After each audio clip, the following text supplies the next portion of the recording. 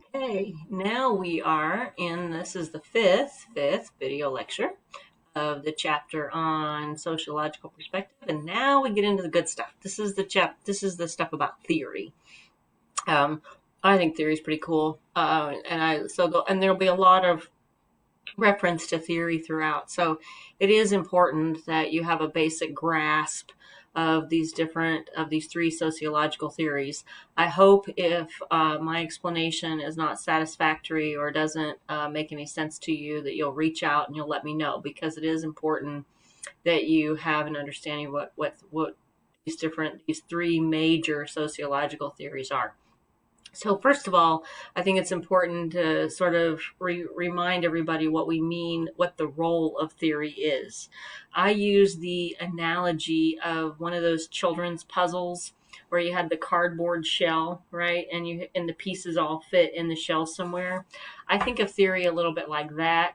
And the pieces are the data. So different, and when you arrange the pieces a certain way, you get a certain picture, you get a certain explanation. And the shell is like the theory, and how we arrange the different data inside the puzzle, inside the theory. So it's a way of explaining the patterns that we see. For our purposes, we're going to be talking about three major sociological theories. Two of them are what we call macro. So two of them are like big process theories. And one of them is a smaller, micro, lower level theory. The first one I want to talk about is conflict theory. So this is a macro theory. Bonus point, no teasing, if you know who this happens to be. This is one of my favorite historical figures. This is Karl Marx. He is a character, or he's an individual, historic figure that is kind of, unfortunately, he's misunderstood, right? People know a little bit about him, that they attribute some of his ideas, say, to Stalin. And I have read various accounts that say Marx would probably not call himself a Marxist, because it's a little bit like, and I hope this isn't sacrilegious, but it's a little bit like what happened with Christianity. You know, you have people who don't want to claim a Christian identity because a certain group has done bad things in the name of Christianity. So I hope you will, anyway, so not use some of that again. So what Marx argued, he is considered the founder, the framer of conflict theory. And conflict theory basically says is that all history, all human history, all social processes can be explained as a outcome of two groups or more being in competition, or having opposite or opposing goals. And whoever happens to have the most power, or whoever happens to win that conflict, they get their way. So in the most straightforward sort of sense, going back to the social triangle that we're going to see many, many times, from a conflict theorist model, you have a small group of people up here at the top who have a lot of resources and a lot of value and a lot of power. And then you have a lot of people down here at the bottom, and these groups are in competition. They have similar yet opposing goals, right? The group who are in power want to maintain their position of power and their influence and their wealth. The people down here at the bottom would like a little bit more power, and they would like to have more resources. But they're ultimately in competition, because so if you want to use this on sort of a smaller scale, if you think about the owners of a business and the people who work in the business, the owners of the business need to extract as much labor and as much profit from the workers as they possibly can. But the workers are probably incentivized by extracting as much wages and doing as little work as possible. So their goals are in competition. And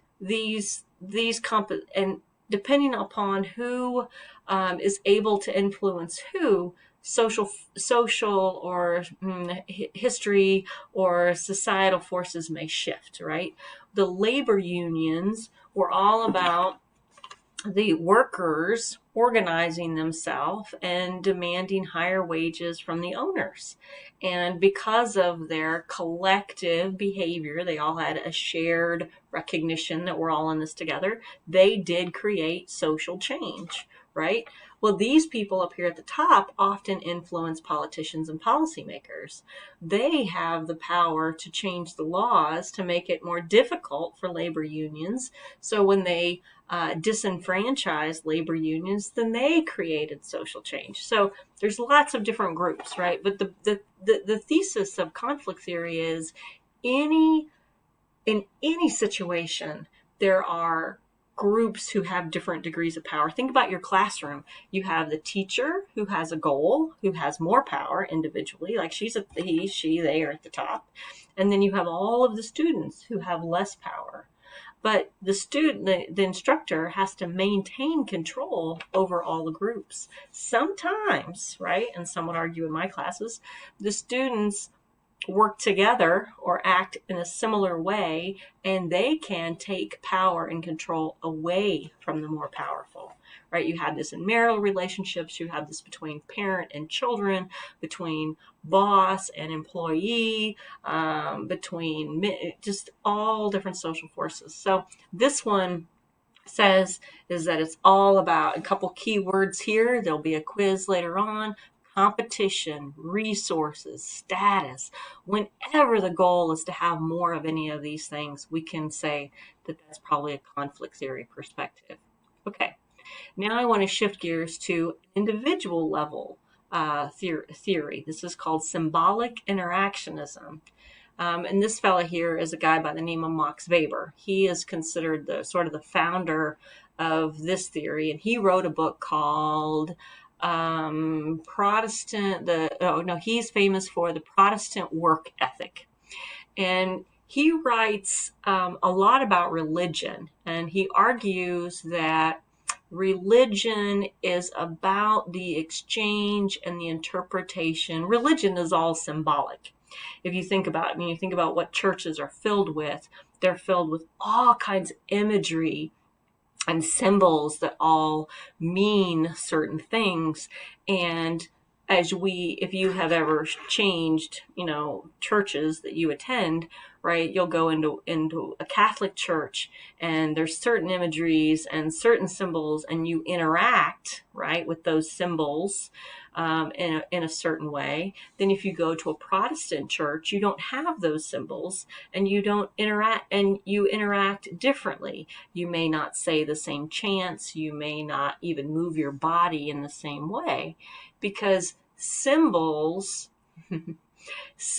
are what create society, or society is made up of all of these symbols, all of these things. And what happens is conflict or social change, or when two groups when two groups interact with each other, it's often about the meaning that one group gives to symbols over the meaning that another group gives to symbols.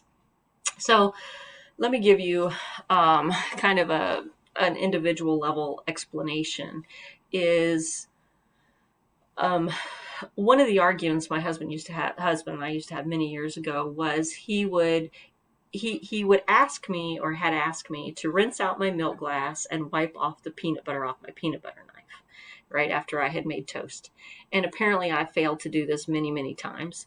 And he got angry at me, and he accused me of not loving him, right? Because I didn't rinse out my milk glass. I must not love him.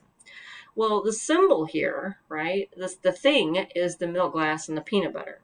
To him, it meant, right, and he explained to me that he had asked me to do this many, many times, and I still hadn't done it. And so therefore, the fact that the milk glass still had the milk at the bottom of the ring and it made it harder to clean meant I must not love him, because he had asked me to do this and I wasn't doing it. So either I didn't listen or I didn't care. So he became angry over the symbol of the peanut butter knife and the symbol of the milk glass, because in his mind it represented my unwillingness to listen and to do as he asked. Now, obviously, to me, it didn't mean that. I completely missed the point, but we had then a disagreement because the glass meant something to him. It meant something different to me. Symbolic interactionism, a couple of the key things you want to look for explanations that are using this theory are things like, obviously, symbols, meaning, interpretation. Effectively, what this theory says is if you want to understand any group or any society, you got to know what the things mean, what the symbols mean. What I like to say about higher education is it's all about vocabulary. If you know what a word means, you know it all. And so all we're really doing in higher education, well, in any kind of education, is explaining what the words mean. And you have those words and you can use them, and people will regard you as being more or less intelligent, more or less educated based on the words you use, and the words you use are just symbolic. Okay, I'm going to stop here and I'll talk about the next theory in the next